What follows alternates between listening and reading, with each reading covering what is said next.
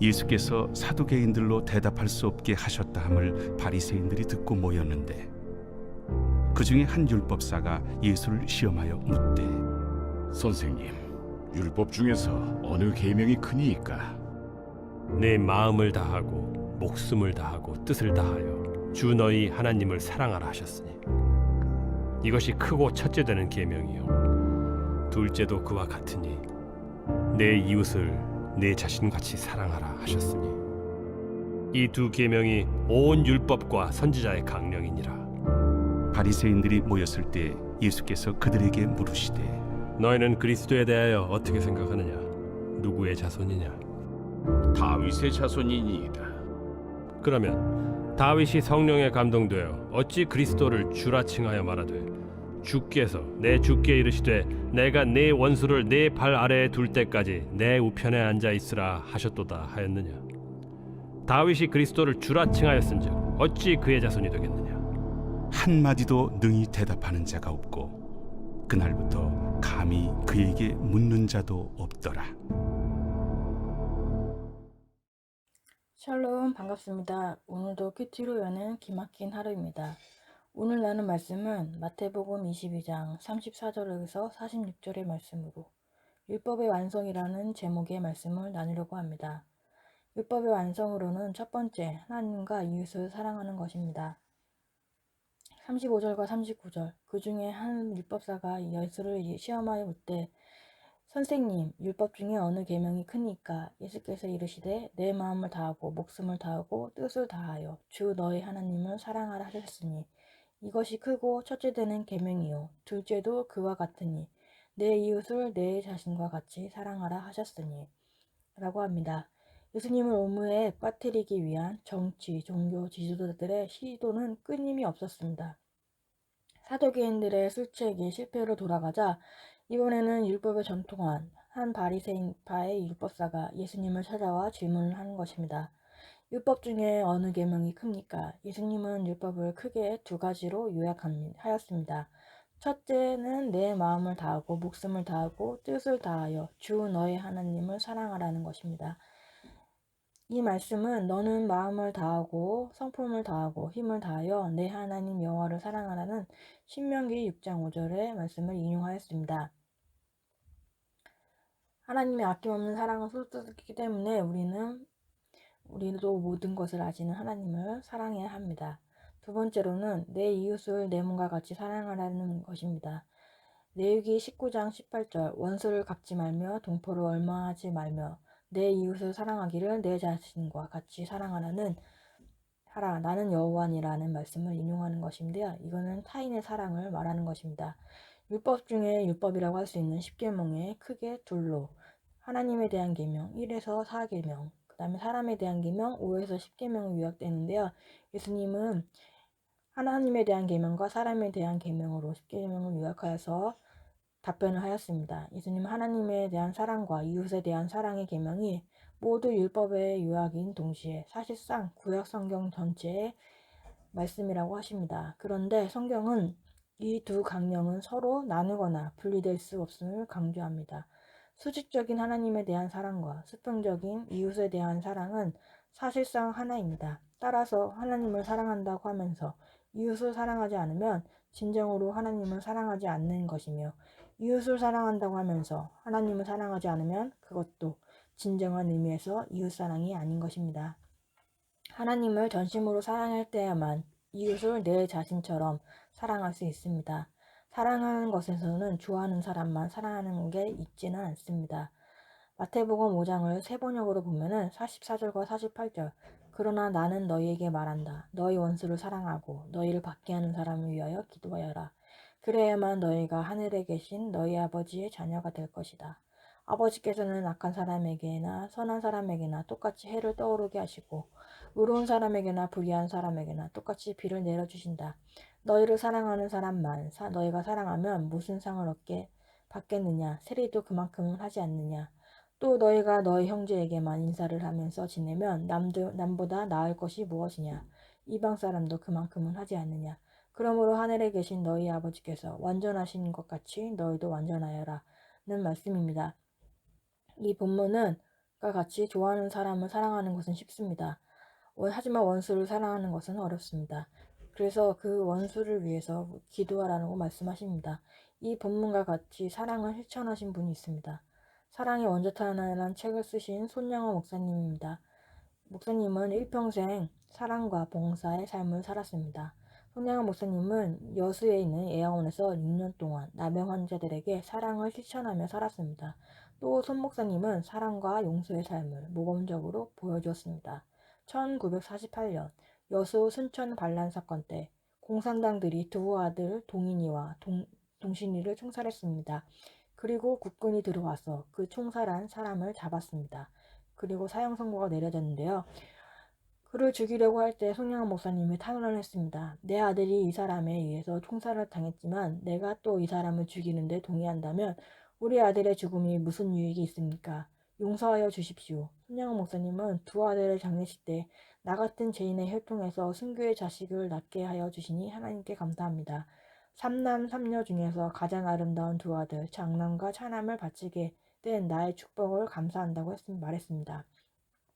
내 두 아들을 총살한 원수를 회개시켜 내 아들로 삼고자 하는 사랑하는 마음을 주신 하나님께 감사합니다. 그는 탄원해서 그 두 아들을 예수 그리스도를 포기하지 않겠다고 주장하다가 총살당한 그 아들을 죽인 흉악한 범죄자를 양자로 삼았습니다. 그리고 친아들처럼 그를 회개시키고 사랑하고 돌봐주었습니다. 그는 6.25 때 인민군에 끌려가 심한 매를 맞고 1956년 9월 28일 순교했는데 자기를 총살하는 인민군의 죄를 용서해달라고 기도하다가 숨을 거두었습니다.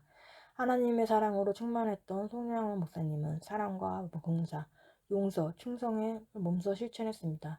그러므로 손양원 목사님을 통해서 나타난 하나님의 용서와 사랑은 길이길이 흠모당하고 수많은 사람의 마음에 감동을 주고 변화를 일으켜주는 것입니다. 하나님은 우리를 원수를 사랑하라고도 합니다. 내 힘으로는 할 수 없으니 박해하는 자를 위해 기도하라는 것입니다. 우리 감정으로는 좋은 사람을 위해 잘하는 것은 누구나 할 수 있습니다. 나를 괴롭히는 사람, 내 자존심을 짓밟는 사람, 미워하고 따돌리는 누구라도 사랑하라고 하십니다. 율법의 완성은 사랑입니다. 사람을 사랑하고 살리는 일보다 더 귀한 일은 없습니다. 그 일을 위해서 죽어지는 것이 하나님이 원하시는 것입니다. 하나님을 사랑하고 이웃을 사랑하고 원수를 사랑하지만 하나님과의 관계에서 문제가 생긴 사람은 사람과의 관계에서도 문제가 생길 수밖에 없습니다. 인간관계의 문제는 하나님을 배제한 채 해결할 수 없습니다. 영혼을 돌보려면 치유와 감정이입 이전에 죄를 깨닫고 직시해야 합니다. 말씀이 들리면 내 죄가 보이고 내가 성경대로 못 살았음을 깨닫게 되는 것입니다. 그때에 비로소 진정한 치유와 회복이 일어납니다. 하나님을 사랑하되 이웃을 사랑해야 합니다. 사람을 사랑하고 살리는 일은 내가 죽어져야 하는 것입니다. 가정, 직장, 학교, 교회에서 사랑할 수 없는 사람이 있습니다. 그 사람을 위해서 중보해야 하고 기도한다고 해서 금방 사랑이 마음에 들지는 않지만 매일의 말씀 묵상으로 내 죄를 보면서 회개와 적용을 해나가며 내가 구원의 통로로서 사용되어지는 삶을 살아야 합니다. 하나님의 사랑을 받은 내가 하나님의 사랑을 나타내는 삶을 살아야 합니다. 적용 질문으로는 내가 하나님을 사랑하는데 방해하는 것은 무엇입니까? 지금 도저히 사랑할 수 없다고 생각되는 사람이 있습니까? 두 번째로 율법의 완성은 성령에 감동된 삶을 살아야 합니다. 42절과 43절 너희는 그리스도에 대하여 어떻게 생각하느냐? 누구의 자손이냐? 대답하되 다윗의 자손이니이다. 이르시되 그러면 다윗이 성령에 감동되어 어찌 그리스도를 주라 칭하여 말하되 이제 예수님이 바리새인들에게 물었습니다. 그리스도는 다윗의 자손이다 라고 대답을 합니다. 그리스도는 완전한 인간이지만 완전한 하나님입니다. 너희는 그리스도에 대해서 어떻게 생각하느냐의 질문에 그리스도는 히브리어 메시아의 동의어로 그 의미는 기름 부은 자, 이미 약속된 선지자, 제사장, 왕을 나타냅니다. 예수님이 예루살렘으로 입성하시는 장면을 연상시키며 대답합니다. 사람들은 그때 모두 예수님을 다윗의 자손이라고 찬송하며 열광했었습니다. 사람들은 모세와 같은 해방자를 기다리고 있었음이 분명합니다. 인간 예수님의 출발점을 지시할 뿐 아니라 그리스도의 더 깊은 신분을 담지 못하는 것입니다. 예수님은 사람들이 자신을 인간 예수로만이 아니라 인간이 되신 하나님의 아들로 믿을 것을 요구하였습니다.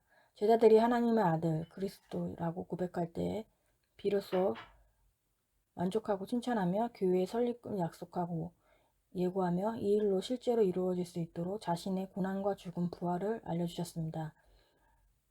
그들에게는 예수님은 다윗이 그리스도를 주라 불렀던 어찌 그리스도가 그의 자손이 되겠냐고 하십니다. 시편 110편 1절 말씀을 보면은 다윗은 그리스도를 내 주라고 합니다. 하나님이 다윗의 주에게 말씀하셨습니다. 그리스도는 다윗의 자손이지만 다윗의 주가 되십니다. 예수님은 육체적으로 다윗의 자손입니다. 주님은 사람이기도 하고 하나님이기도 합니다. 신성과 인성을 가지신 분입니다. 하나님이 이렇게 말씀하시는 이유는 다윗의 고백이 성령의 감동으로 되어 나온 것임을 알려주기 위한 것입니다. 성령에 감동된 사람만이 예수님을 하나님의 아들이자 자신의 주인으로 고백할 수 있습니다. 또한 내가 하나님을 사랑하고 이웃을 사랑할 때 주변 사람이 성령에 감동되어 예수님을 주라 고백하게 됩니다. 44절과 46절 주께서 내 주께 이르시되 내가 내 원수를 내 발 아래 둘 때까지 내 우편에 앉아 있으리라 하셨도다 하였느니라. 다윗이 그리스도를 주라 칭하였은즉 어찌 그의 자손이 되겠느냐 하시니 한마디도 능히 대답하는 자가 없고 그날부터 감히 그에게 묻는 자가 없더라. 김영철 목사님은 주님은 내 원수를 발 아래 둘 때까지 주님의 우편에 앉아 있으라고 하십니다. 다윗이 성령에 감동하여 주라 칭하기까지 예수님의 발 아래 원수가 굴복할 때까지 우편에 앉아 있는 것은 내 모든 삶이 주님의 통치를 받는 것입니다. 나에게 가장 소중한 사람은 내 옆에 사람이고 가장 소중한 시간은 지금이고 가장 소중한 일은 내 옆에 사람을 사랑하는 것입니다. 가족 중에 원수가 있고 그 원수 때문에 주님이 처리하실 때까지 내 옆에 사람을 섬기고 사랑하는 것이 원수를 바라를 때까지 인내하는 것이라고 김영주 목사님 말씀하십니다. 유대인 작가 예힐 디뉴어는 참혹한 아우스비츠 수용소에서 살아남은 생존자였습니다. 그는 유대인들을 수용소에 가두고 독가스로 살포해 학살한 아히히만의 만행을 증언하기 위해 1960년 재판장에 섰습니다. 디뉴어는 재판장에서 아히만을 똑바로 쳐다보다 갑자기 외마디 비명을 지르고 마루에 쓰러진 채 수느껴 울었습니다. 디뉴어는 수용소에서 아히만의 잔혹한 지시에 고통을 당하면서 그가 악마가 같이 끔찍한 사람일 거라고 예상했다고 합니다. 그러나 예상과 달리 아히만이 악의 화신이 아니라 이웃집 아저씨처럼 흔히 볼 수 있는 평범한 얼굴을 가진 인간임을 깨달았을 때 큰 충격을 받은 것입니다. 그는 훗날 CBS 방송에 출연해 법정에서 느꼈던 감정을 이렇게 설명했습니다. 그 순간 나는 두려워지기 시작했습니다. 나도 그와 똑같이 그런 잔인한 짓을 충분히 저지를 수 있는 존재라는 사실을 깨달았기 때문입니다. 예레미야 13장 23절에 구스인이 그의 피부를 표범인 그의 반점을 변하게 할 수 있느냐 할 수 있을진데 악에서 익숙한 너희도 선을 행할 수 있으리라고 합니다. 날마다 우리 안에 계신 성령님께 순종하지 않으면 우리도 얼마든지 악한 사람이 될 수 있음을 명심하시기 바랍니다. 우리도 100% 죄인이기 때문에 성령의 감동에 순종해야 됩니다. 그리고 성령의 감동을 받아야 합니다. 내 소중한 일과 시간으로 내 옆에 사람을 사랑하고 성령에 감동되어 다른 사람이 나를 주라 칭할 때까지 사랑해야 합니다. 우리의 욕심을 발 아래 내려놓아야 합니다. 배우자, 자녀, 물질을 발 아래 다 내려놓아야 내 원수를 내 주라 칭하는 기적이 우리 가운데서 일어날 것입니다. 율법의 완성은 사랑입니다. 때가 될 때까지 하나님 우편에 앉아 있기도 하고 하나님과 사람과 이웃 사람과 내 옆에 사람을 사랑하는 것입니다. 적용 질문으로는 나는 성령에 감동된 사람인가요? 나의 어떤 욕심이 내 옆에 사람을 사랑하지 못하게 막고 있습니까? 3월 16일 보석선자입니다. 말씀을 구독서를 읽으면 하나님께서 오늘 내게 주시는 음성을 들을 수 있게 됩니다. 성전이 내 몸을 거룩하고 구별되게 가꾸어야겠다는 적용이 가능해집니다. 매일 말씀으로 내 욕심과 죄를 쳐내는 것이 큐티입니다. 다 같이 기도하겠습니다. 하나님 아버지 감사합니다. 오늘도 말씀을 허락해 주셔서 감사합니다. 하나님 아버지 주님을 사랑하듯 이웃을 사랑하게 하여 주옵소서. 내가 가정과 직장 교회에서 사랑하지 못하는 죄가 있다면은 내가 먼저 말씀으로 내 죄를 보고 적응하게 하여 주옵소서. 하나님을 사랑하듯 하나님과 이웃을 사랑하듯 내 옆에 있는 사람을 인내하며 끝까지 사랑하게 하여 주시옵소서. 우리 각자가 하나님의 사랑을 받은 것처럼 하나님의 사랑을 나타내는 삶을 살기 원합니다. 저희 모두가 성령의 감동을 받기 원합니다. 성령의 감동으로 사는 삶을 살게 하여 주옵시고 성령의 감동으로 주님을 주라 고백하는 저희가 되게 하여 주옵소서. 우리의 욕심을 모두 발 아래 내려놓기를 원합니다. 오늘도 주님의 말씀으로 살아가는 하루가 되게 하시고 하나님 말씀의 은혜가 임하기를 원합니다. 예수 그리스도의 이름으로 기도합니다. 아멘.